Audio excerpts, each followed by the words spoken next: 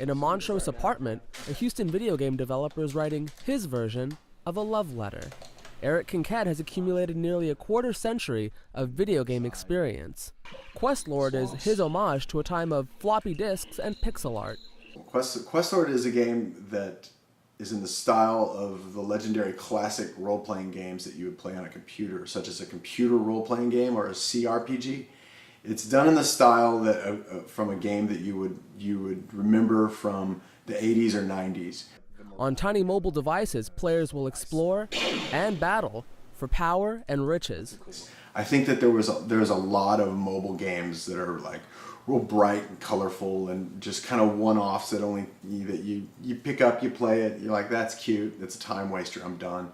But there wasn't anything on the mobile device for me that was role-play enough. In a world of Halos, Call of Duties, and Skyrims, retro games find ways to sell.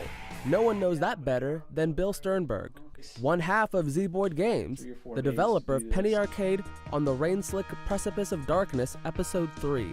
Say that 3 times fast. A lot of people that are in their 20s, 30s, and 40s right now kind of grew up in the 8 and 16-bit console generations.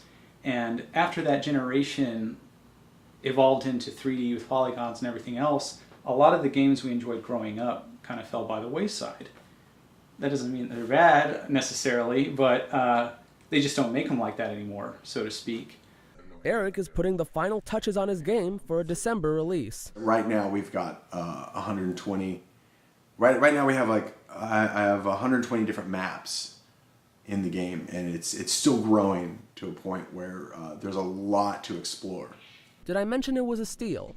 The game will be $1.99 for all mobile devices, except Windows 8. For now.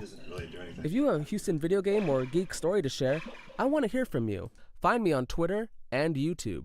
I'm John Pereira with myfoxhouston.com. We'll get a cool yay.